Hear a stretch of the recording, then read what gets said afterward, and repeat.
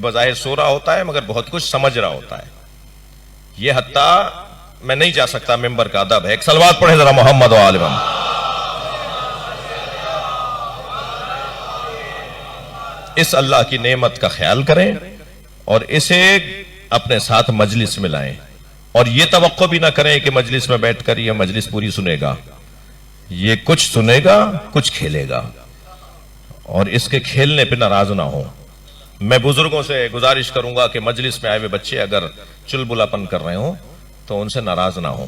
ان کی عمر کا تقاضا یہی ہے، مگر انہیں ضرور لے کر آئیں. کچھ بھی نہ صحیح، مجلس سے اگر یہ کچھ بھی نہیں لے کے گئے تو اتنا ضرور لے کے جائیں گے کہ اس ہولیے والے کو پہچان لیں گے، یہ ہمارا عالم ہے. اتنا پیغام تو جائے، اتنا پیغام تو جائے. میں ضمناً بات کر گیا، مجھے معاف کیجئے گا، میں اپنے مضمون سے کسی طور ہٹا ہوں، کسی قدر ہٹا ہوں. مضمون یہ ہے کہ اللہ اور اللہ کے رسول سے آگے نہیں جانا. جو اللہ کہہ دے اسی بات کو ماننا ہے، اسی حکم کو ماننا ہے.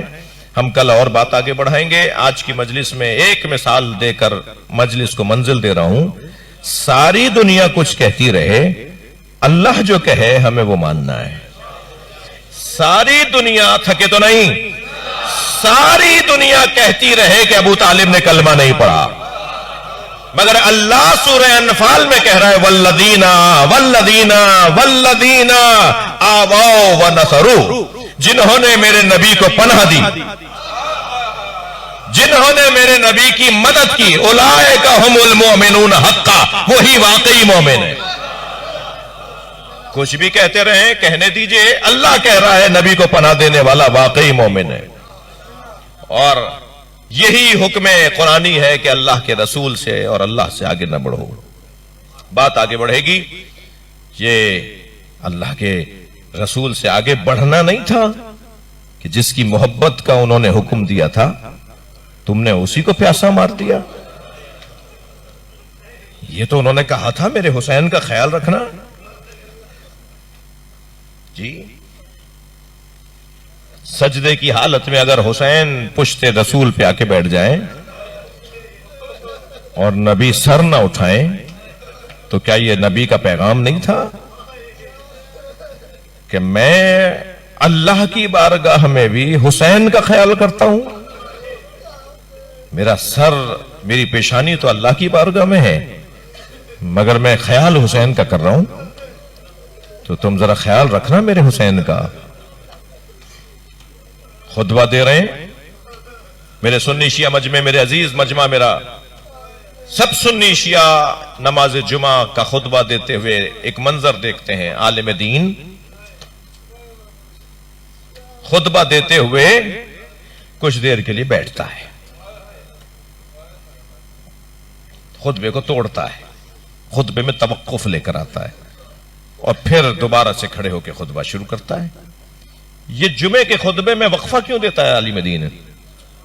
جبکہ بعض اوقات تو 20 منٹ کا خطبہ ہوتا ہے، 20 منٹ کا ہو یا گھنٹے کا ہو، 10 منٹ کا ہو، وقفہ دینا ہے. خطبے میں وقفہ دینا ہے. یہ وقفہ کیوں دیتا ہے؟ اس لیے کہ نبی نے حسین کی خاطر وقفہ دیا تھا.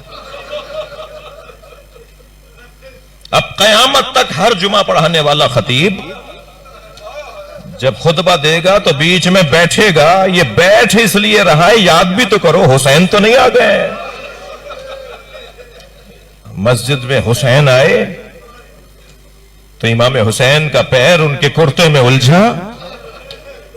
آمادہ ہو گئے آپ چند جملے سننے کے لیے؟ جب کربلا کے لیے امام حسین نے مدینے کو چھوڑا ہے نا، روایت سن لیجئے. جب کربلا کے لیے امام حسین نے مدینے کو چھوڑا تو ابھی کچھ فاصلے پر مدینے سے باہر امام کا قافلہ گیا تھا. حضرت عباس اپنا گھوڑا دوڑاتے ہوئے امام حسین کے قریب آئے. ان کی ذمہ داریوں میں سے تھا، آ کے کہا مولا ہمارے قافلے کے پیچھے ایک چھوٹا سا قافلہ چل رہا ہے. پوچھا کس کا قافلہ ہے؟ کہا صحابی پیغمبر عبداللہ ابن عروہ غفاری کا قافلہ ہے. امام حسین نے سنا، فوراً گھوڑے سے کہا اے ذوالجناح مجھے نانا کے صحابی تک لے جا. نانا کے صحابی کو کیا دیکھا کہ ہاتھ پیروں میں راشا ہے، کمر خمیدہ ہے، بال سفید ہیں، گھوڑے پہ ان سے بیٹھا نہیں جا رہا. आगे बढ़कर कहा, नाना के सहाबी, इस बुढ़ापे में कहां का इरादा है? फरमाया, हुसैन तुम छोटे से थे, नबी खुतबा दे रहे थे, तुम मस्जिद में आए, तुम्हारा पैर तुम्हारे कुर्ते में उलझा, तुम जमीन पर गिरे, नबी ने मिंबर छोड़ दिया, तुम्हें अपनी गोद में लेके मिंबर पे अपने साथ बिठाया और हम सबसे मुखातिब होकर कहा, मेरे हुसैन को गौर से देखो, अगर ये अपने खानवादे के साथ अपना वतन छोड़ रहा हो और तुम में से कोई जिंदा हो तो देखो मेरे हुसैन को तन्हा ना छोड़ना, मेरे हुसैन की मदद जरूर करना। ऐ हुसैन, मैं बूढ़ा जरूर हूं मगर मुझे नबी की वसीयत पे अमल करना है, मैं तुम्हारी मदद करने के लिए जा रहा हूं। इमाम की आंखों में आंसू आए, गले से लगाया नाना के साहबी को और फरमाया, फिर चलिए हमारे साथ, हमारे काफिले में चलिए, अली अकबर आपकी खिदमत करेंगे, अब्बास आपके काम आएंगे। तो हाथ जोड़कर कहने लगे, हुसैन तुम्हारा काफिला आगे चलेगा, कुछ फासले के बाद मेरा काफिला चलेगा, मैं तुमसे दूर दूर चलूंगा, मगर जहां तुम रुकोगे मैं भी रुक जाऊंगा। इमाम ने फरमाया, आप ऐसा क्यों करना चाहते हैं? फरमाने लगे, उस काफिले में नबी ज़ादियों की सवारी है, उस काफिले में ज़ैनब की सवारी है। मैं कहूंगा, अब्दुल्ला इब्ने उरवा ग़िफ़ारी, तुमने बड़ा अदब किया, 11 मुहर्रम को होते तो देखते, सैयदा ज़ैनब के सर से चादर उतरी और बीबी आवाजें देती रही, कोई है जो मुझे चादर ला दे। किसी नबी की उम्मतियों ने जो कलमा भी पढ़ रहे थे, उन्हें नबी ज़ादियों का ख्याल नहीं किया। अजरुकुम अल्लाह, अजरुकुम अल्लाह। आमादा हो गए आप गिरिया करने के लिए, बस 2 जुमले और सुन लीजिए। ये काफिला आज 2 मुहर्रम है, ये काफिला इमाम हुसैन का मदीना से मक्का गया। इमाम तारीख तालिब इल्मों को दोहरा रहा हूं, याद करा रहा हूं, इमाम तकरीबन 6 महीने तक मक्के में रहे और फिर मक्के से 8 ज़िलहज को इमाम ने, जब सारा आलम इस्लाम मक्के में हज करने आ रहा है, खाना काबा का वारिस काबे को छोड़ रहा है, अल्लाह के घर का वारिस अल्लाह के घर को छोड़ के जा रहा है।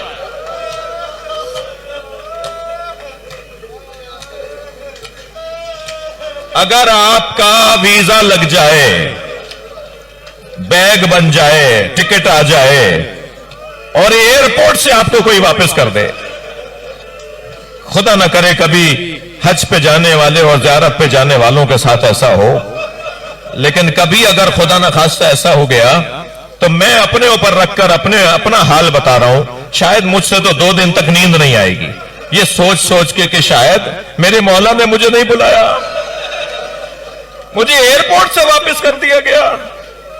सलाम हो ज़ैनब कुबरा पर, सलाम हो जनाबे सकीना पर, सलाम हो अहले बैत के बच्चों पर। सारा आलम इस्लाम मक्के में आ रहा है और अहले बैत जो मक्के के वारिस हैं वो मक्के को छोड़ के जा रहे हैं। और फिर फरमाया इमाम हुसैन ने, अब्बास इन्हें बताओ हम क्यों जा रहे हैं? फिर हजरत अब्बास ने खुतबा इरशाद फरमाया और फरमाया, हम मक्का इसलिए छोड़कर जा रहे हैं कि हाजियों के दरमियान कुछ लोग हुसैन को मारने आए हैं। अगर खाने काबा में नबी के नवासे को मार दिया तो उम्मत का कोई फर्द भी मक्के में महफूज नहीं रहेगा, उम्मत का कोई फर्द भी खाने काबा में महफूज नहीं रहेगा। एक जगह तो रहने दो जहां अमन हो, जहां लोग परेशान हो तो आकर अल्लाह से बात करें, कोई जगह तो जाए अमन में बाकी रह जाए। इमाम ने उम्मत की खातिर और काबे की हुर्मत की खातिर अपने हज को तब्दील कर दिया। सब हज के लिए आ रहे हैं, हुसैन काबे को मुड़ मुड़ के देख रहे हैं। अकीदत मंदों से बात कर रहा हूं, हुसैन के मुरीदों से बात कर रहा हूं। जब हुसैन ने काबे को मुड़ के देखा होगा तो अजब नहीं काबे ने कहा हो, हुसैन दीवारें यहां रहेंगी मगर रूह काबा तुम्हारे साथ जा रही है। ये जो करबला रश के काबा बनी है ना जमीन, खाना काबा सलाम करता है करबला को, खाना काबा सलाम करता है करबला को। ये इसलिए कि काबे की हुर्मत हुसैन ने बचाई है। امام نے مکہ چھوڑ دیا. ابھی قافلہ جو رونے آئے ہیں وہ تھکیں گے نہیں. ابھی قافلہ مکے سے باہر نکلا تھا. پہلی منزل پر امام حسین نے خیمے لگوائے. مکے سے باہر عراق کی جانب کربلا کی طرف جا رہے ہیں. خیمے لگوائے. خیمے میں بیٹھے ہوئے تھے کہ اچانک کرسی چھوڑی, خیمے سے باہر آئے اور باہر آ کے کوفے کی طرف رخ کر کے کہا علیک السلام یا اخی مسلم, میرے بھائی مسلم تم پر بھی میرا سلام ہو. کچھ فاصلے پہ حضرت عباس سے دوڑتے ہوئے آئے. کہا مولا کیا میرا بھائی مسلم آ گیا؟ مولا حسین نے فرمایا میرے بھائی کو کوفے میں غربت میں مارا جا رہا ہے. مسلم کو غربت میں مارا جا رہا ہے. اجرکم اللہ, اجرکم اللہ. جن کو رونا آ رہا ہے اللہ ان کو اجر عطا فرمائے. جن کی آنکھوں میں آنسو نہیں آ رہے اللہ سے آنسو مانگے. فرمایا میرے بھائی کو غربت میں کوفے میں مارا جا رہا ہے. حضرت عباس سے فرمایا مولا میرے بھائی کا کیا حال ہے؟ کہ سارے ساتھی مارے گئے ہیں. دارالامارہ کی چھت پہ مسلم کے سر کو قلم کیا جا رہا ہے. عزاداروں سنیں گے سر جملہ کہہ دوں, تاریخ کا ایک سر جملہ. حضرت مسلم کے سر کو کاٹ کر ان کا بدن زمین پر پھینکا گیا اور کوفے کے شریر بچوں سے کہا کہ مسلم کے پیر میں رسی باندھ کر پورے کوفے میں گلی گلی کوچے کوچے میں اس بدن کو پھیراؤ. بدن مزمحل ہو گیا تھا. بڑا متبرک اور روحانی ماحول ہے. جو باہر میرے عزیز تشریف فرمائے ہیں, جو اندر یہ ہال میں تشریف فرمائے, آپ سب سے ہاتھ جوڑ کر ایک گزارش کر رہا ہوں. آپ لاہور جاتے ہیں اور اب میری گزارش کے بعد جائیں. لاہور میں حضرت مسلم کی زوجہ کا مزار ہے. لاہور میں مولا علی کی بیٹی جناب بی بی پاک دامن رقیہ بنت علی کا مزار ہے. جی 2015 میں 2013 میں پنجاب کے وزیر اعلیٰ نے حرم امام رضا آستانہ قدس رضویہ کو خط لکھا کہ ہمارے یہاں لاہور میں ایک بی بی سے متعلق کہا جاتا ہے کہ یہ علی کی بیٹی ہے.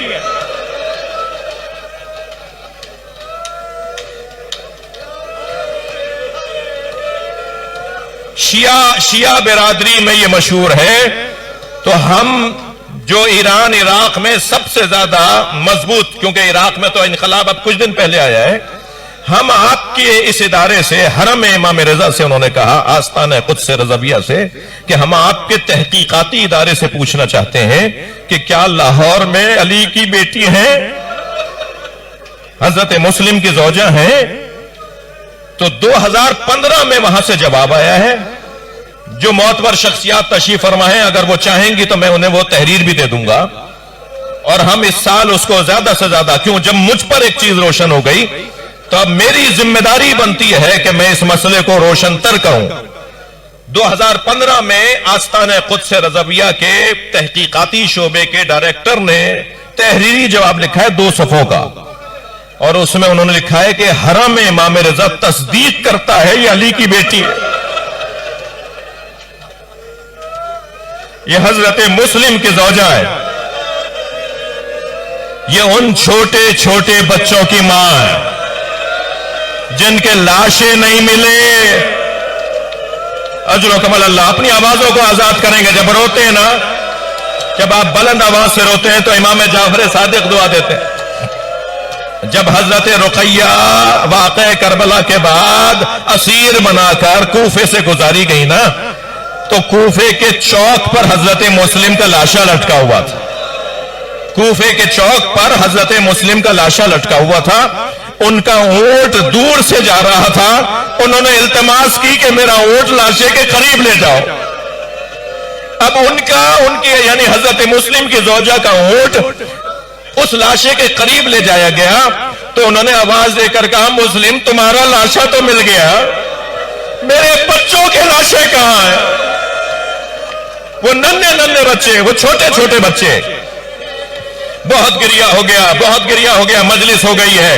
بس آخری بات سن لیجئے. جب حارث نے ان دونوں چھوٹے بچوں کو قتل کیا نا نہر فرات کے کنارے, ایک بھائی کا نام محمد ہے، ایک بھائی کا نام ابراہیم ہے. اللہ آپ کو لے جائے ان دونوں کے مزاروں پر. طفلان حضرت مسلم کے مزار عراق میں ہیں. جب حضرت محمد کا سر کاٹنے لگا تو ابراہیم نے آواز دے کر کہا یہ میرا بڑا بھائی ہے، پہلے میرا گلا کاٹو. جب ابراہیم کا گلا کاٹنے لگا میں تو بڑے آرام سے پڑھ رہا ہوں. عراقی علماء جب ان شہزادوں کے مصائب بیان کرتے، ایک ہاتھ سے اس نے بال پکڑے ہوئے تھے، ایک ہاتھ سے خنجر گلے پہ رکھا ہوا تھا. تو چھوٹے بھائی ابراہیم نے کہا کہ یہ میرے بڑے بھائی ہیں، پہلے میرا گلا کاٹو. جب چھوٹے بھائی کا کاٹنے لگا تو بڑا بھائی کہنے لگا یہ میرا چھوٹا بھائی ہے، ماں نے میرے حوالے کیا تھا، پہلے میرا گلا کاٹو. اس ظالم نے حارث نے دونوں بچوں کے گلے کاٹے. جب بڑے بھائی محمد کا گلا کاٹ کے ان کا لاشا نہر میں پھینکا نا تو لاشا نہر کی سطح پہ رکا رہا، اور جب چھوٹے بھائی کا لاشا پھینکا تو وہ لاشا اور یہ لاشا آپس میں گلے ملنے لگے اور دونوں لاشیں نہر کے حوالے ہو گئے. اس نے یہ ننھے سر جس بات کے لیے میں نے آپ کو زحمت دی ہے، جس ایک جملے کے لیے میں آپ کو یہاں تک لے کر آیا ہوں، اس نے ان ننھے پیارے پیارے خوبصورت چہرے والے بچوں کے سر، کٹے ہوئے سر، ایک تشت میں رکھ کے اس میں رومال ڈالا اور عبید اللہ ابن زیاد جو گورنر کوفہ تھا، یزید کی طرف سے گورنر کوفہ تھا، عبید اللہ کے سامنے لے جا کے رکھ دیا. وہ تخت پہ بیٹھا ہوا تھا تو اس حارث سے پوچھنے لگا یہ کیا ہے؟ کہنے لگا جن بچوں کو تم ڈھونڈ رہے تھے میں نے ان بچوں کو مار دیا اور ان کے سر لے کر آیا ہوں. تو عبید اللہ نے جب چادر ہٹائی نا، رومال ہٹایا تو آوازیں دینے لگا فلاں آؤ فلاں آؤ. لوگوں کو جو وہاں بیٹھے ہوئے تھے انہیں بلانے لگا آؤ. کفلقت القمر، دیکھو ذرا کے دیکھو چاند جیسے چہرے ہیں. میں نے اس ایک جملے کے لیے زحمت دی ہے. دشمن بھی جنہیں چاند جیسا بولے، کوئی ان کی ماں سے پوچھے.